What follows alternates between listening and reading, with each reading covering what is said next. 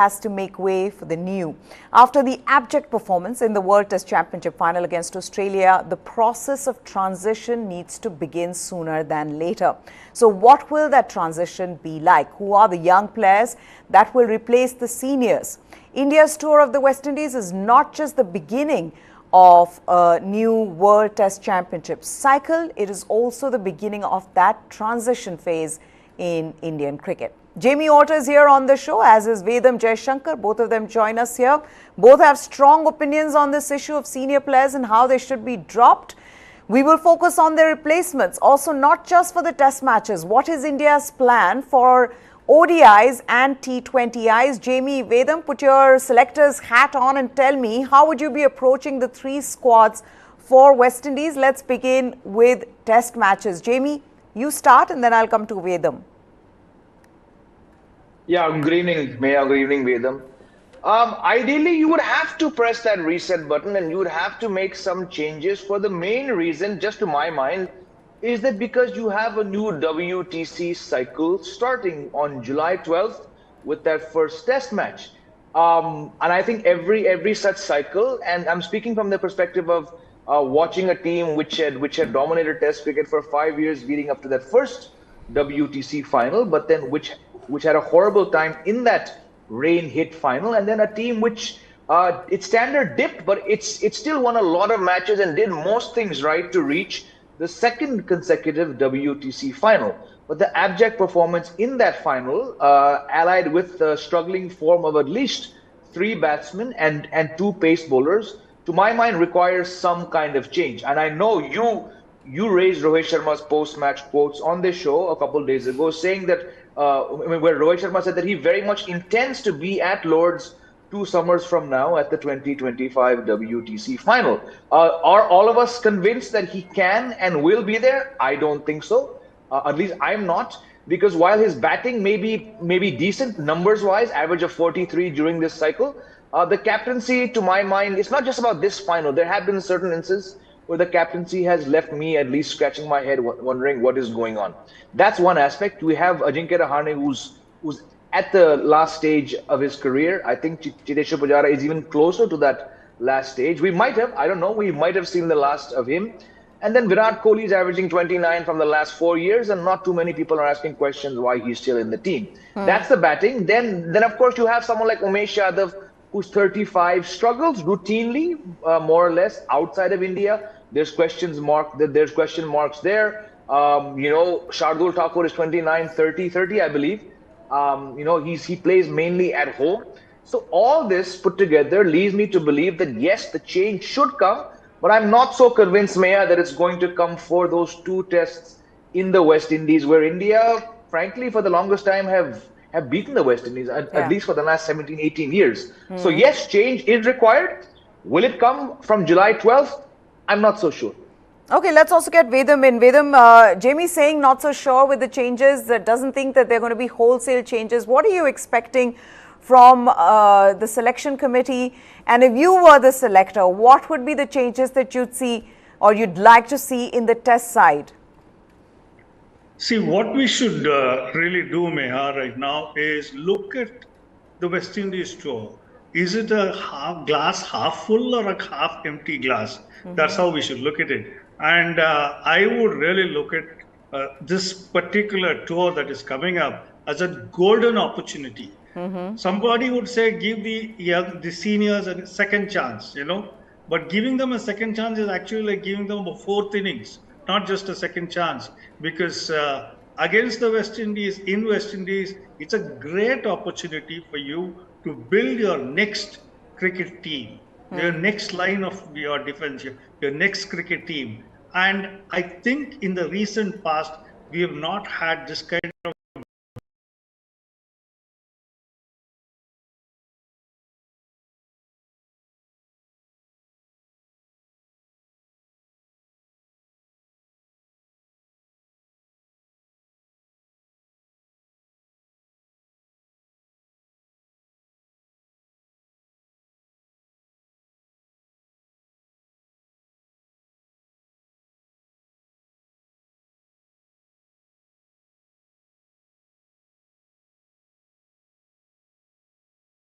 As far as the bowling, which would be there with you at least for the next 1.5 years. But at the same time, look at the others in your bench, because bowlers, obviously you can't have the same 5 or 6 bowlers for a long time, because bowlers will break down. So Yeah. it's better for you to have a pool of 10 to 12 bowlers and keep rotating them repeatedly. And like you said earlier in the program, you got to find out whom you need for the ODIs, for the T20s and the test matches. If the test matches and this cycle of test matches is going to be a priority, then you got to sit with a different set of bowlers for that. But otherwise, the batting, more or less, I'm not saying the same, more or less, the batting should be the same, whether it is tests, ODIs or T20s. Okay.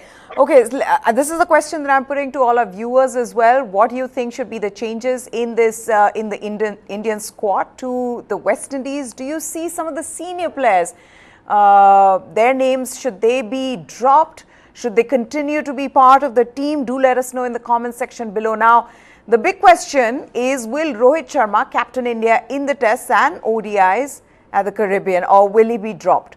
Now, according to the reports, Rohit Sharma's captaincy is not currently under immediate threat, but his future will depend on how well he plays in the West Indies. He's likely to play the series, the West Indies series, and after that, he will likely discuss his future with the BCCI. PTI reports that unless Rohit chooses to opt out of the Test series that starts in Dominica from the 12th of July, he will continue to captain the team in the West Indies. After the 2 matches in West Indies, India do not play any test matches till December, when the team travels to South Africa. That will provide enough time for the selectors to deliberate and make the decision. PTI also spoke to a source within the BCCI who said Rohit was reluctant to take up the captaincy after Virat Kohli stepped down following a series defeat in South Africa. And Sourav Ganguly, the then president of the BCCI, and Secretary Jai Shah had to convince Rohit Sharma to accept that role. Since taking over captaincy in 2022, he's played 10 test matches, scored 390 runs in 11 innings, averaging with a single century and no other score over 50. Also, let's take a look at Virat Kohli. Since then, he's had 100 in that time. He scored 517 runs. And Pujara, he scored 482 runs in 14 innings, averaging 40.12. But his 190 came against Bangladesh. So these are the records of the 3 senior players in question. I'm going to put this question to Jamie. Jamie, for a lot of people who are talking about Rohit Sharma and whether they see Rohit Sharma continuing, not just as a captain but as a player, to what level do you see him going? Will he be there in 2025? You were talking about it. But let me put the numbers for all 3 players. And the thing is, Rohit Sharma actually has better numbers than Virat Kohli and Cheteshwar Pujara in this World Test Championship cycle. So, out of the 3, I don't see the problem being with Rohit Sharma at the moment. He's averaging, what, 42 as I saw. Virat Kohli, Cheteshwar Pujara in that time, 32, that's their average. So, you know, Virat Kohli fans would say that no, Virat Kohli should play forever, for the rest of his life. But for Rohit Sharma's fans, it's a valid point that he has been, among all of them, the one with the best average. I lost the last part of you. There's some audio fluctuation. You're talking about Rohit Sharma's average, right? See, Meha, we have to understand that Rohit Sharma has played about half the innings or 2/3 the innings of all the other batsmen you mentioned, right? And of all those 8, I think he's captained 9 matches since the start of 2022. Yes. Only 1 has been overseas, right? He did not play that 5th rescheduled test match. He did not play in South Africa. So when 95% of your matches have come in India, I'm not surprised that he has the best batting average. So it's not entirely an accurate depiction of how well he's batted, because he's only got 100, I believe, in 9 tests since becoming captain, and 900 since his previous 100 in England, if I'm not mistaken. I believe the rest of the scores are all above 20, but they're not crossing 40. So it's a bit of a misleading stat. I believe had Rohit Sharma played as many innings as Virat Kohli, as Chiteshwar Pujara have, that number would have definitely fallen down. Because barring 2 innings I can think of, he's not looked dominant. I mean, what did he do in the WTC final? He had a poor first innings. Second innings, when batting was far easier than it was in the first innings, he looked good, but then that sweep shot, I think it was Nathan Lyon's first over. You do not expect a well set Rohit Sharma on 48 or whatever it was to bring out a shot. He doesn't play too frequently, especially overseas, in the first over of the bowler, to my mind, who was always going to pose the biggest threat alongside Scott Boland on the fourth and fifth days. So yes, the average looks better than what Virat Kohli and Chiteshwar Pujara have to show, but that's also because I think he played about half the innings, and the majority, probably 95 of those innings, came in India. So yes, Rohit Sharma, the batsman, is a problem. Is he as big a problem as the others? No, but the stats also don't tell the whole story. Okay, but also he stated his intent, as you were saying earlier on, Vedam. Jamie was talking about how Rohit Sharma said that, Lords in the summer of 2025, he'll be there to contest the third World Test Championship final. So, is it really realistic to expect him to captain 2 summers from now? First and foremost, I don't know who's sponsoring these reports or where these reports are coming from. Because, to say that Rohit Sharma's captaincy is not under threat is utter bunkum. So whoever has written that report is obviously a very committed journalist who's written that report. That is to start with. And really, when we are looking at it, what are we looking at? Are we looking at some in the kingdom of the blind, one-eyed man is king? Is that what we're looking at? Let's face facts. Most of these guys are over the hill. They were good cricketers, but they no longer are. And who's pushing them? There are a whole lot of youngsters who are doing well. Give them the head, let them go out to the lead, make them play. And if you don't make them play against West Indies, whom are you going to make them play against? Are you going to directly play them against England or against Australia, who are far better bowling sides than the West Indies are currently? I think we need to get realistic. The selectors also need to get realistic. And if they're really keen on building a team for the next 2 years or 3 years, they really have to look at some of these youngsters who are doing a great job. Somebody like Jaiswal, somebody like Sai Sudarshan, or Tilak Verma, or Dhruv Jurel, Rinku, whom you mentioned already, Rinku Singh. I mean, Ruturaj Gaikwad. Now, these are guys who need that break now. Yeah. Not 2 years down the line. They need the break now. And when you look at the past of Indian cricket, whether it was Virat Kohli or Sachin Tendulkar or J.R. Vishnath or Bengsakar or Gavaskar, all of them got their chance when they were in their late teens or early 20s. And that's the right time to blood a batsman. Not wait for him to get 25, 26, 27 and doubts creep in. So this is the right time to do it. So just do it. Finish. These guys have done well for us. Thank you very much. Maybe we'll see them later on. But it's time we made that change and made that change now. Yeah, I think the timing of it is very important, Jamie, especially when it comes to Test cricket. We were discussing this yesterday as well, where India played 2 Test matches in the West Indies and then they have to wait the whole year and play against South Africa in South Africa. You'd rather expose Yashasvi Jaiswals of the world, Ruturaj Gaikwad, Sarfaraz Khan, if you want to give him an opportunity now in the West Indies, then take them to South Africa. Absolutely, because look, I mean, I think this is probably the most important tour of India to South Africa since Rahul Dravid was captain back in 2006. Normally these tours are like, I remember 2011 World Cup for the first time, I think, in his career, Sachin Tendulkar skipped a series, a couple of others skipped, and Abhinav Mukund and Virat Kohli and Praveen Kumar, they all made their debut in the West Indies, So from that time to now, in the intervening, 11, 12 years, tours to the West Indies have been sort of seen like, let's just go through the motion, it's an obligation. Now we're suddenly having all this talk because of how poorly India performed in the WTC final, as well as, let's face it, how terrible they've been in T20 eyes outside of India, tournaments, Asia Cup failure, T20 World Cup failure. So to my mind, it's the test leg of this tour, the test squad, as well as the T20I squad for this tour, which is where all the debate is centering around. I don't think, Meha, the one-day squad is going to be tinkered with. because we're 4 months away. They pretty much know who's playing. But you talk about the test and you talk about the one days, that's where the change is needed. And Vedam is rightly given some good options, some names for the test team and some names for the T20I team. Correct. And you're right. If you have to give these players a chance, may as well do it when they're 22 to 25. I'll add on 26 before it gets too late, like Vedam said. And definitely, we all know that India to this day have never won a test series in South Africa. Given how Kohli, Pujara, all these guys struggled, you can assume that whoever comes in, be it Abhimanyu Ishwaran or Gaikwad or Jaiswal, whoever comes in, they're going to have a hell of a time trying to start off their respective test careers in South Africa against Rabada, Nokia, Nigidi, Wian, Mulder, whoever they have. So if you have a chance, do it now, start now. Because again, I'll say it again, the reset button has to be pressed. You only have 4 test matches left in this year, 2 in the West Indies. Shockingly, Meha, just 2 in South Africa, not 3, not 4, just 2. So it kind of seems to me that while, yes, I admit these 4 test matches are part of the WTC cycle, but it's almost like they really aren't that important in the bigger picture.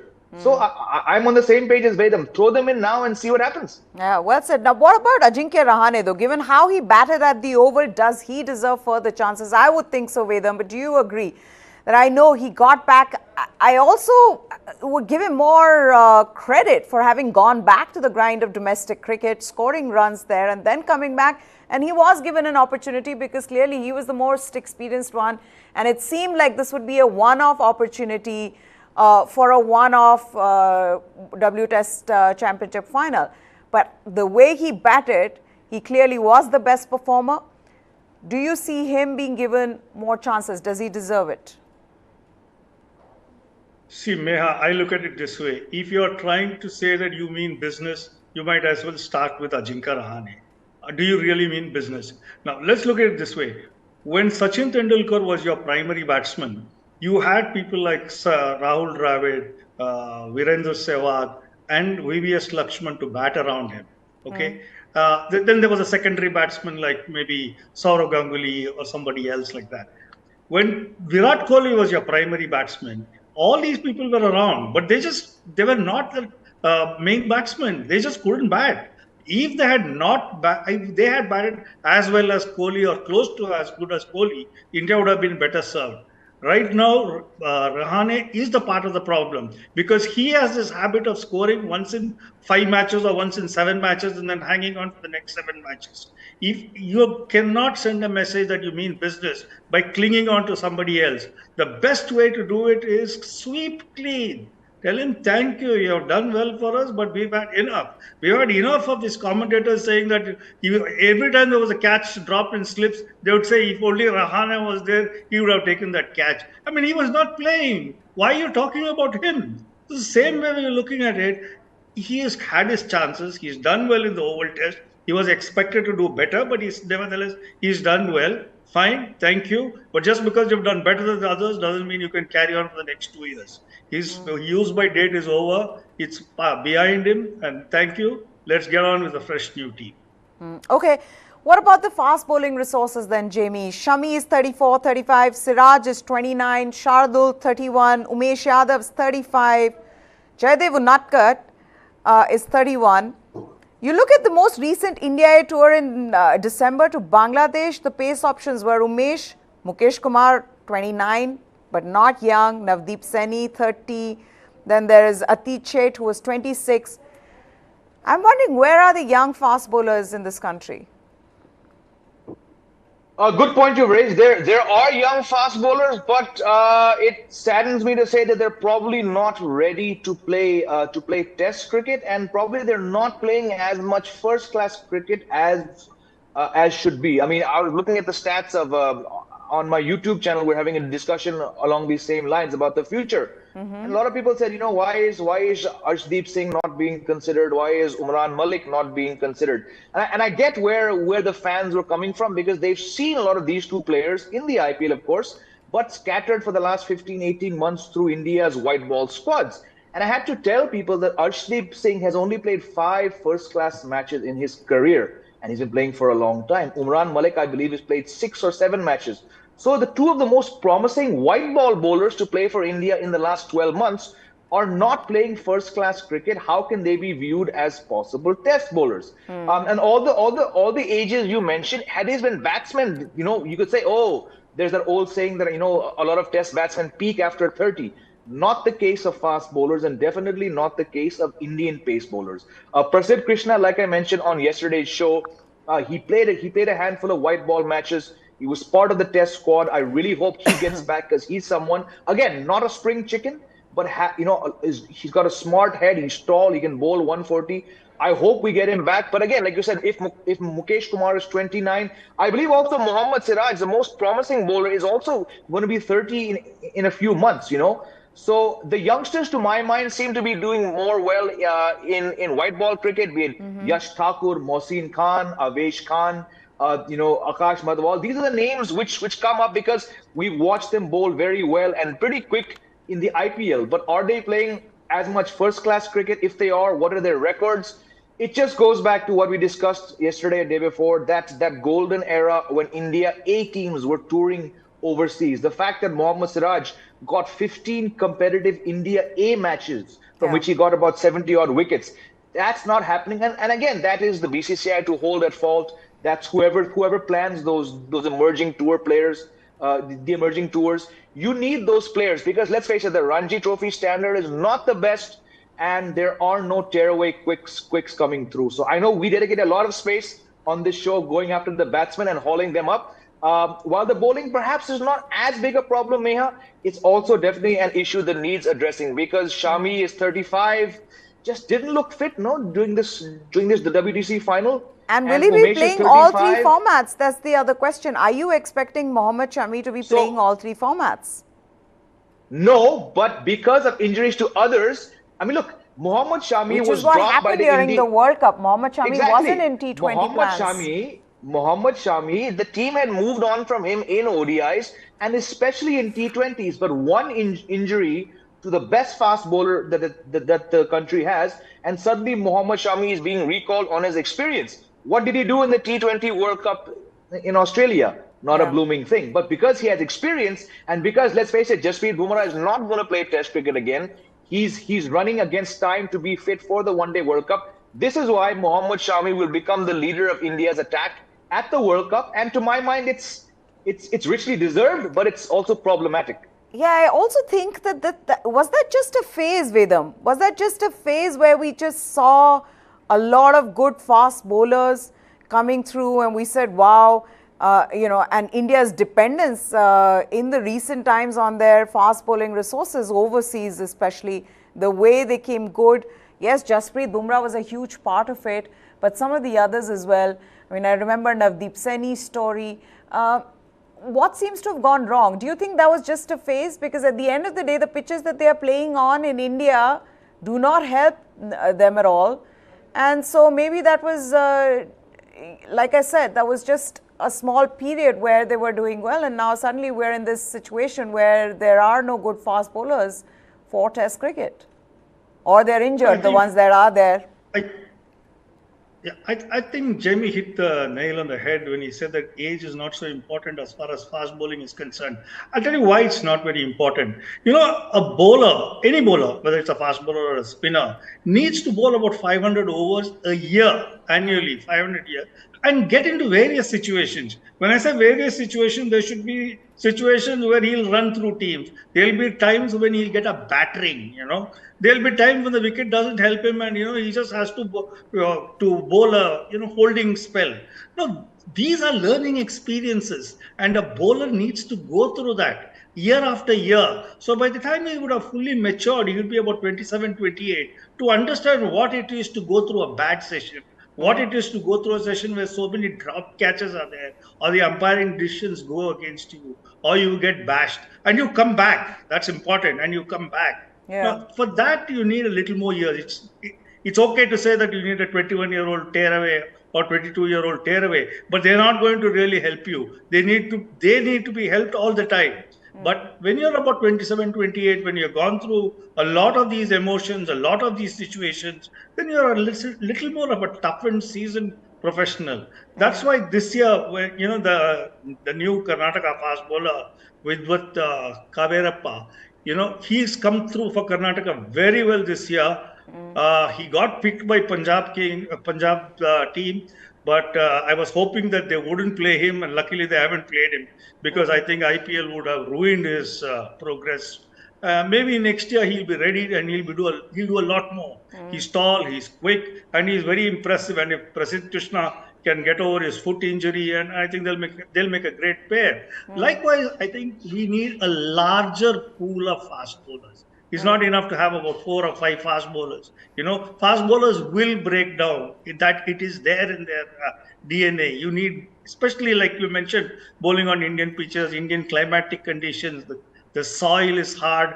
We only see matches which are being played in the big test venues, Correct. but there are a whole lot of other matches which are played on uneven surfaces, poor outfields. It takes a lot of pounding the ankles, the knee, etc. So, there will be wear and tear on our fast bowlers. So we need a pool of about a dozen fast bowlers, and the board should, irrespective of who is in charge of the fast bowling unit, the board needs to make a complement of about 10 or 12 coaches to go around the country and pick out these fast bowlers. And like JV rightly said, India A is the place to give these guys a lot of exposure, a lot of experience, and a lot of heartburn.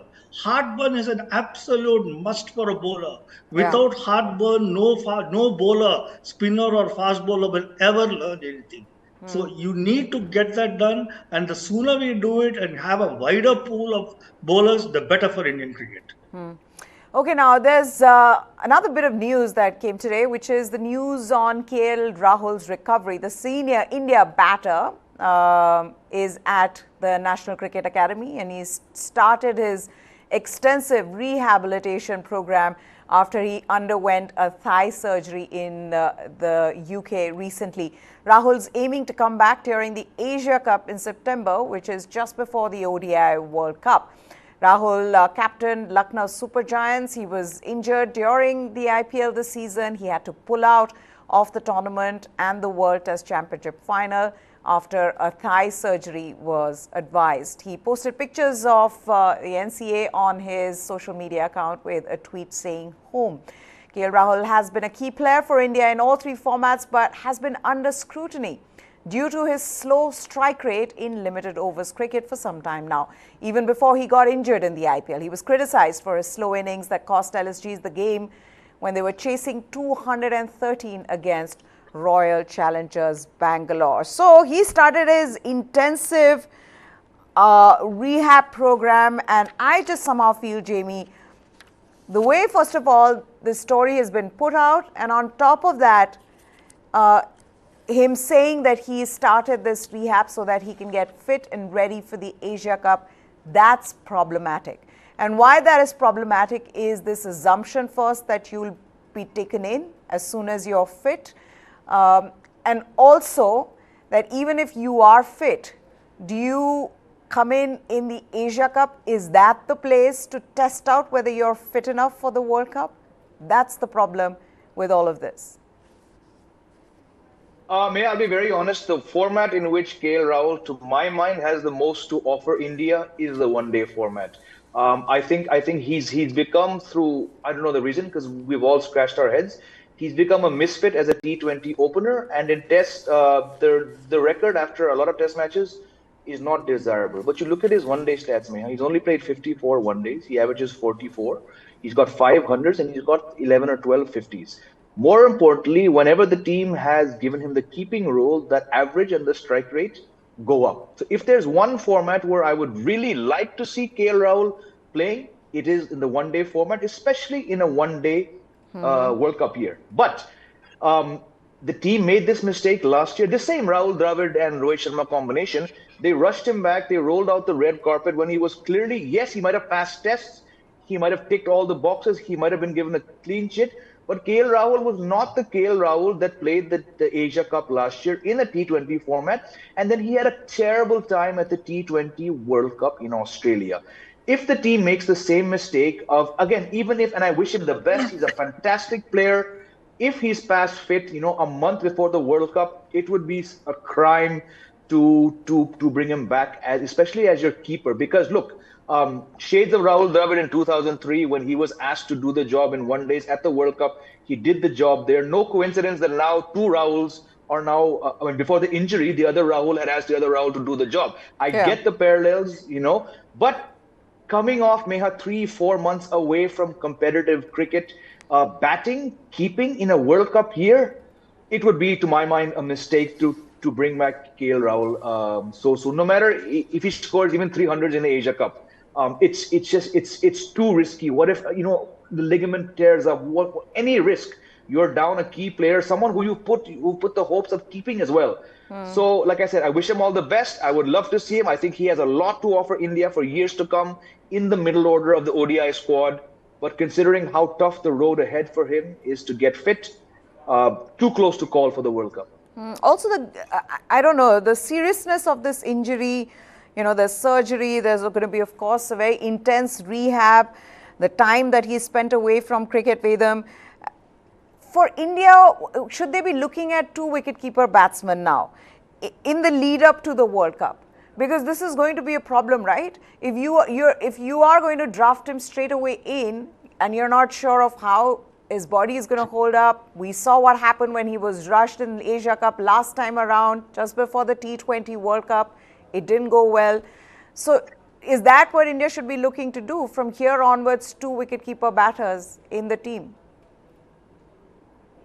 See, first and foremost, KL Rahul can say anything he wants. He can say he's ready to play tomorrow. He can say he's ready to play next year. It just doesn't matter. Because being fit and being match fit are two different things. And when you say match fit, it's not just about how much your body can take, but also the mental scars that you've gone through. Have you recovered from that totally? So I think they need to do a lot of analysis, make him go through a lot of matches before they can realize whether he's match fit or not.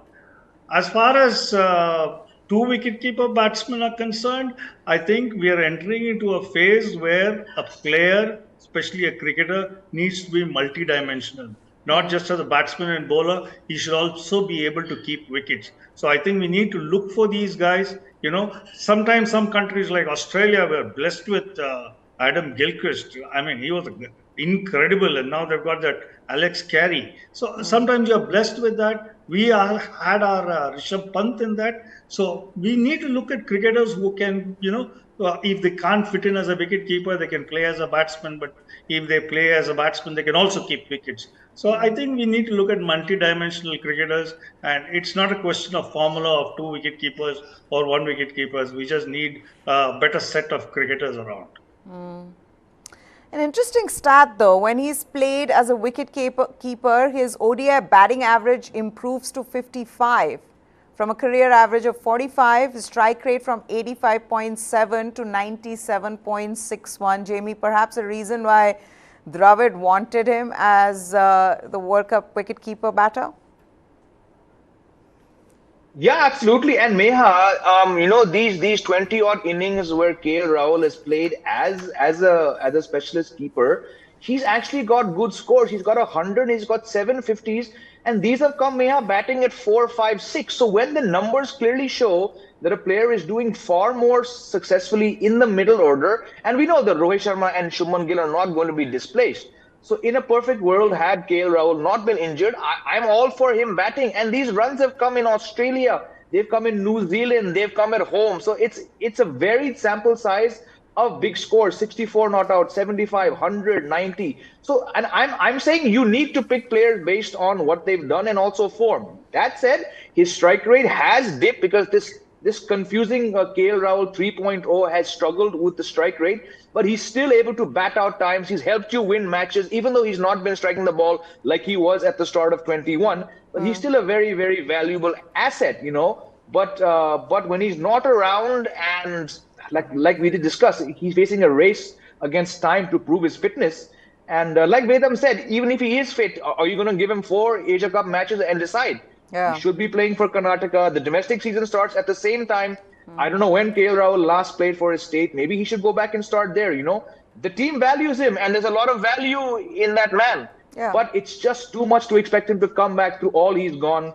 And in a World Cup year, it's too big a risk. So who should be, in his absence, India's first choice wicketkeeper batsman? I mean, you cannot just sit right now and say, okay, you know what, he's going to come back. We're not sure of that.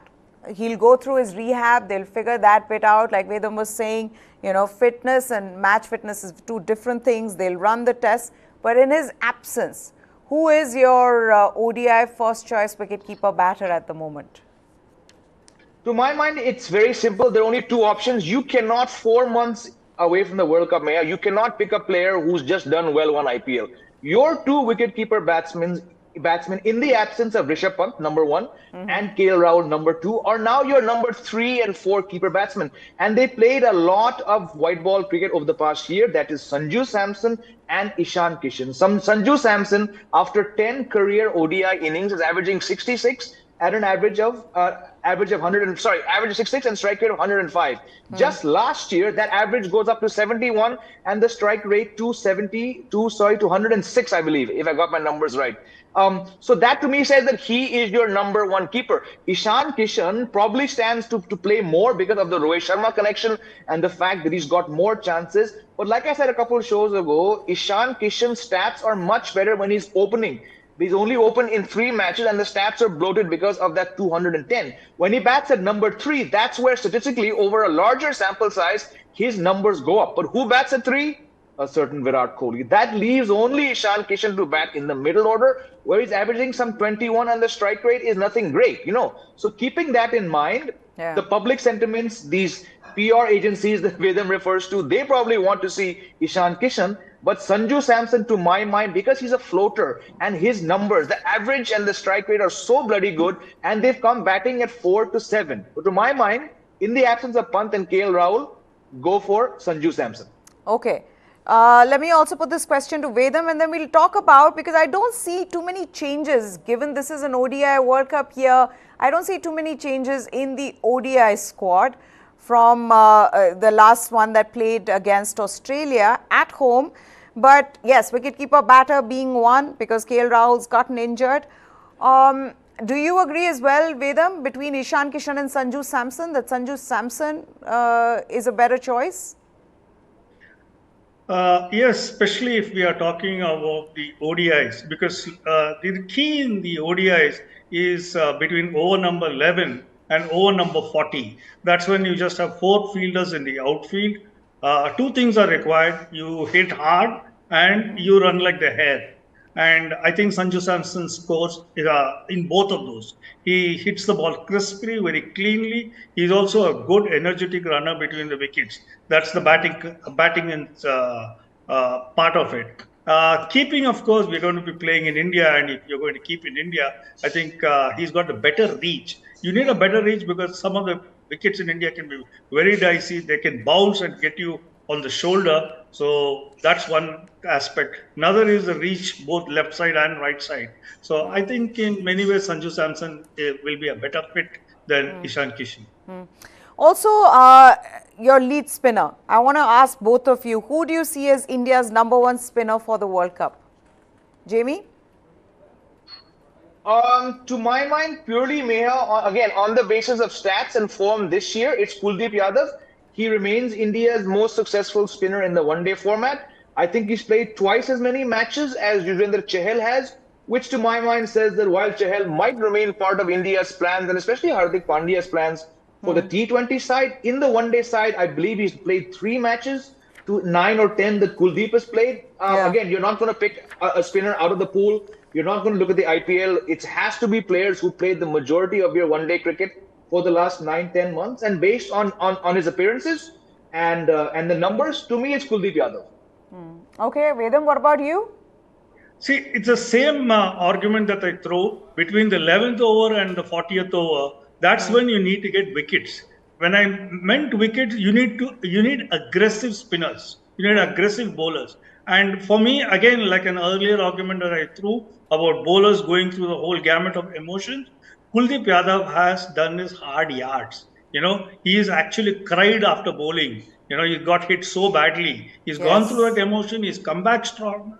So I think he's ready to take that mantle. Yes, Kuldeep Yadav, and I would still persist with Yuzvendra Chahal because you need 2 aggressive bowlers there. I wouldn't go with Ravichandran Ashwin at all in these ODIs because, like I said, you need aggressive bowlers and you need sharp bowlers, and both these guys, batsmen will come after them. They know that batsmen will come after them, and they could purchase wickets. So I would go with both these chaps again, the old pair of Chahal and Kuldeep. And like I said earlier, also that spinners and bowlers mature a little later. They've had a lot of experience now. I would still persist with them.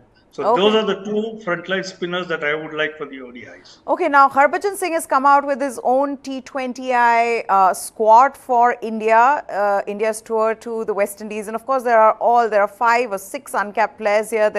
He's gone with Shubman Gill, Yashasvi Jaiswal, Ruturaj Gaikwad, Ishan Kishan, Surya Kumar Yadav, Rinku Singh, Tilak Verma, Hardik Pandya, Akshar Patel, Jitesh Sharma, Ravi Bishnoi, Yuzvendra Chahal, Arshdeep Singh, Harshit Rana and Akash Madhwal. So that's the squad of 15. This is Harbhajan Singh's squad, Jamie.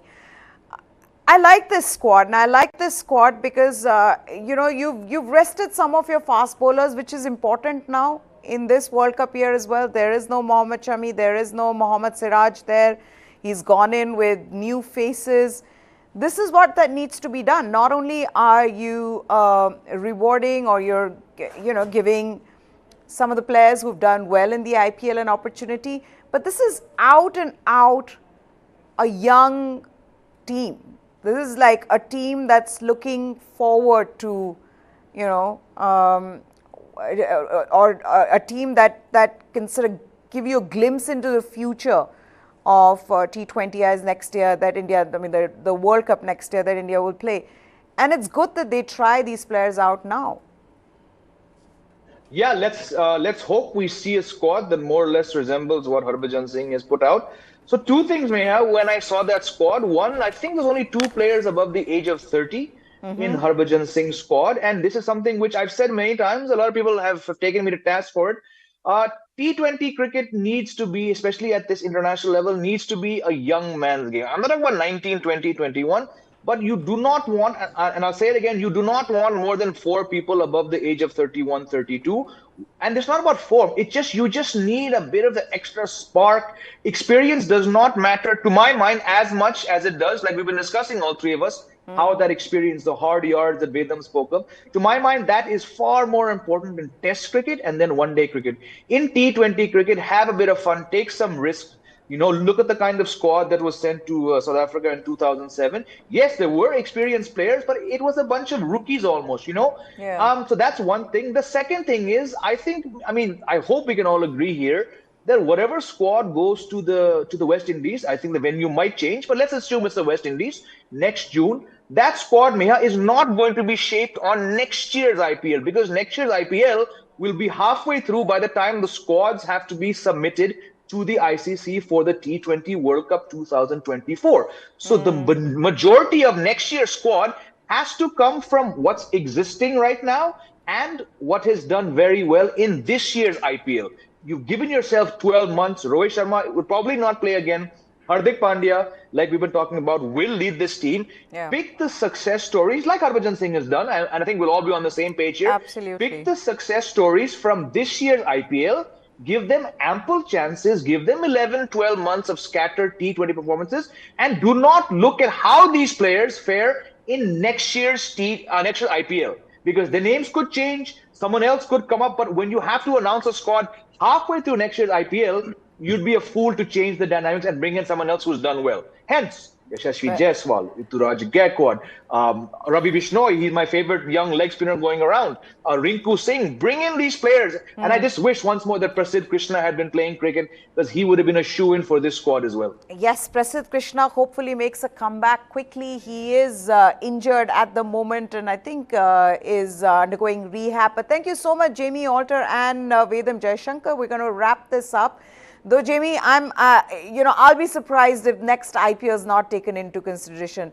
If there is a recency bias anywhere in this country, it is in cricket. I mean, that's one place where you know that that comes into play. So, what soon? Thank you so much, guys, for joining us. Hopefully, we'll get to know about the squad soon. Hopefully, the selection committee releases the squad for this tour to West Indies soon, and then we can see what is in store, what is the plan forward for Indian team. That's it from us. News9 Live is what you need to subscribe to for all the latest from the world of sports. Goodbye. Thanks for watching.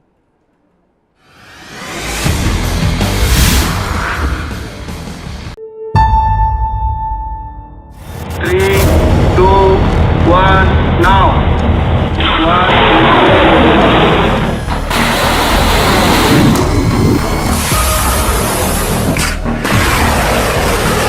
It's stealthy, lethal and precise. The Brahmos kills warships.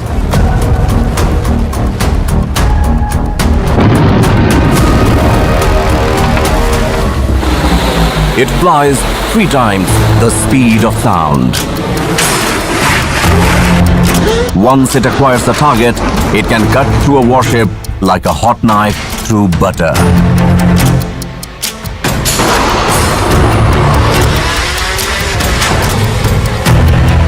China has assembled the world's largest navy. Its neighbors are feeling threatened by the Dragon's military might.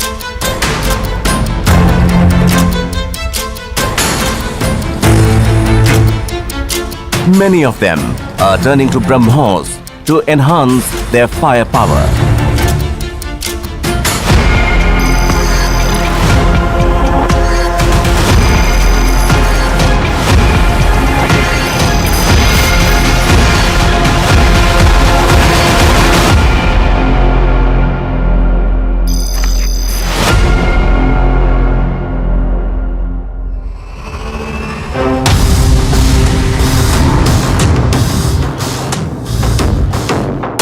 The Brahmos supersonic missile can be launched from land, air, sea and underwater. It flies at 3 times the speed of sound and most weapon systems cannot intercept it. The Brahmos has been with the Indian Armed Forces for more than 2 decades, but it has begun to find buyers only now. Brahmos Aerospace has sold it to the Philippines. Indonesia is next with a $200 million plus deal, and the company is now talking to many other potential buyers. Southeast Asia becomes an automatic market for 2 or 3 reasons.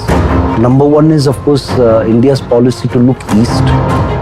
There is a common reason for looking at Southeast Asia, securing their seas against any hegemony of any of the other countries. Mainly the West Philippine Sea has a lot of problems, so that's why the Philippines has gone into it, and the surrounding countries also will be looking for very similar reasons. There are strong concerns in ASEAN about aggressive policies of China on different issues, including South China Sea. You are aware that China has made unilateral claims based on its so-called Tyne Dash Line, and the Philippines took this matter to Permanent Court of Arbitration, The Hague, and there was this award in July 2016 which found that China's claim based on so-called